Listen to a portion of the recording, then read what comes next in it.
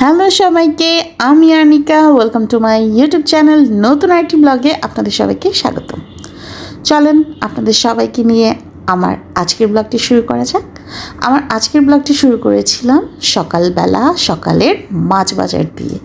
তো আমার হাজব্যান্ড একদম সকাল সকাল বাজারে চলে গেছে। তো আমাদের মাছ বাজার করা হয়েছে। আমি সব কিছু একদম গুছিয়ে ক্লিন করে গুছিয়ে রাখলাম। আসলে এই কাজটা যে কতটা কঠিন যে করে সে জানে। ঠিক সকাল 9টা বাজার 5 মিনিট আগে আমার সব কিছু কমপ্লিট। কী যে খুশি লাগছিল। এরপরে বাবুকে নাস্তা দিয়ে দিলাম, আমার হাজব্যান্ডকে নাস্তা দিয়ে দিলাম। ওদের নাস্তা টাস্তা খাইয়ে নিজেও নাস্তা করে চলে গেলাম ঘরটর গোছানোর জন্য। কারণ শুধু তো রান্নাঘরের কাজ করলে হবে না, ঘরের কাজও করতে হবে। তাই ঘরটর গুছিয়ে কিছু কাপড় ছিল আগের দিনের ধোয়া, সেগুলো সব গুছিয়ে সব জায়গায় রেখে বাকি সব করে একদম বাবুকে গোসল করিয়ে দিলাম। নিজে গোসল টোসল করে একদম পরিপাটি হয়ে চলে যাব এখন আমি রান্না করতে। কারণ যতই কাজ করি আমার কাছে মনে হয় রান্না হচ্ছে সবচাইতে কঠিন কাজ, আর আমি মাঝে মধ্যে সেটাই করি না। তো চলেন আপনাদের দেখাই আজকে আমি কি কি রান্না করলাম। আচ্ছা, এতটা সময় নিয়ে কাপড় গুছাচ্ছি, আসলে এডিট করার সময় না খেয়াল করিনি। পরে যখন ভয়েস ওভার দিচ্ছিলাম তখন দেখলাম যে না, অনেকটা সময় হয়ে গেল। যাই হোক, সবাই অবশ্যই ক্ষমার দৃষ্টিতে দেখবেন, কি আর করার। তারপরে চলে গেলাম রান্না করতে। আজকে রান্না করব আমি ঢ্যাঁড়স ভাজি, চাপা শুটকির ভর্তা আর আমার পছন্দের ইলিশ মাছ। আমার ইলিশ মাছটা বরাবরের মতো খুব খুব খুব খুব পছন্দের। তারপরে ঢ্যাঁড়স ভাজিটাও আমি খুব ভালো পছন্দ করি, আর চাপা শুটকির ভর্তা তো না বললেই নয়, সেটা তারও বেশি পছন্দের। এই তো সব কিছু রান্না টান্না করে নিলাম। আজকে আমি অনেক কাজ করেছি সকাল থেকে, তাই ভাবছিলাম এত কাজ করার এনার্জি আমি কোথায় পাই। আমার না সবসময় মানে সব কাজ হয়ে গেলে না বেশ ভালো লাগে, কিন্তু মাঝে মাঝে করতে পারি, কিন্তু মাঝে মাঝে আর ইচ্ছে করে না। তাই তো আজকে কিন্তু আমি সব করেছি। তারপরে মাছ রান্না করতে চলে আসলাম। আসলে আপনাদের সাথে যে আমি আমার রান্নার ব্লগ শেয়ার করি বা আমার মানে রান্নার ব্লগটা শেয়ার করি, কিন্তু রেসিপি যে বলবো সেটা বলার মতো কিছুই নেই। কারণ আমার থেকে আপনারা সবাই খুব বেশি ভালো রান্না করেন। আমার তো ঝটপট রান্না, কিন্তু মাঝে মাঝে খুব মজা হয়, মাঝে মাঝে। কিন্তু আমার হাজব্যান্ডের একটা কথা না বললেই নয়, আর আমার বাচ্চারও, ওরা না কখনো না আমার রান্নার আছে না যে না মা আজকে ভালো হয়নি, এটা হয়নি, তারা বরাবরের মতো খুব প্রশংসা করে, যাতে আমি আরও কাজ করার এনার্জি পাই।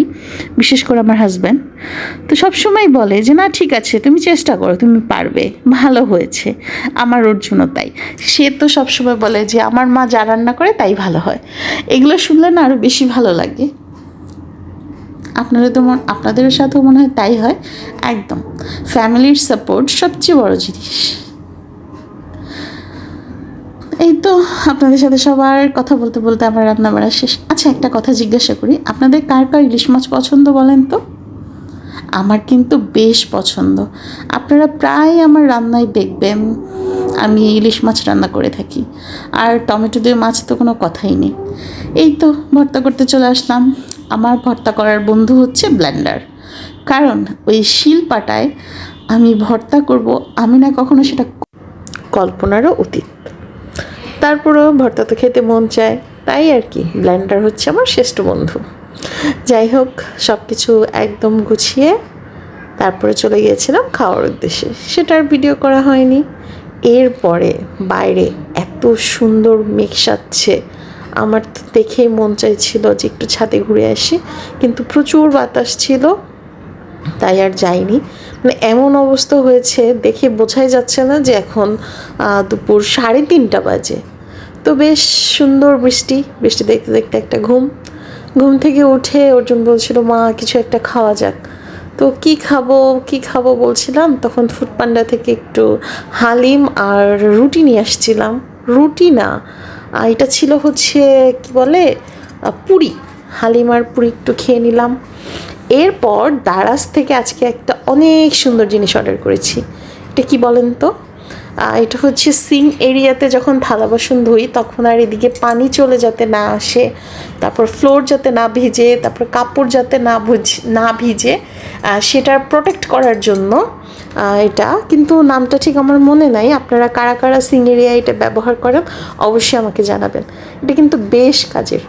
যদি আর একটু লম্বা হতো তাহলে হয়তো আর একটু ভালো হতো। তারপরে রাতের খাওয়া দাওয়া সব শেষ করে রাত বাজে 10:30, চলে গেলাম রান্নাঘরে সব ক্লিন করতে। সারা দিন শুধু ক্লিনের উপর থাকতে হয়, কিচ্ছু করার নাই। কারণ ক্লিন থাকলে মাথাও ঠান্ডা থাকে, মনও ঠান্ডা থাকে, সবই ভালো হয়। আর আমি তো রাতে ঘুমাতে যাওয়ার আগে সব কিছু পরিষ্কার করে তারপরে ঘুমাতে যাব, নয়তো তো ঘুম একেবারেই আসে না। যাই হোক, আজকের ব্লগটি আপনাদের কেমন লাগলো একটা কমেন্ট করে অবশ্যই জানাবেন। আর যারা নতুন তাদের অবশ্যই আমন্ত্রণ জানাবো সাবস্ক্রাইব করে আমার সাথে থাকার জন্য। তো আর যে আপুরা আমার সাথে আছেন তাদের সবাইকে জানাই আমার তরফ থেকে অসংখ্য ধন্যবাদ। আজ বরং বিদায় নেই। অনেক কিছু বললাম, অনেক কিছু দেখালাম, জানি না কেমন হয়েছে, কিন্তু আমার কাছে তো বেশ ভালোই লাগলো। তো আজকের মতো আসি, সবাই ভালো থাকবেন, tata. Thanks for watching me.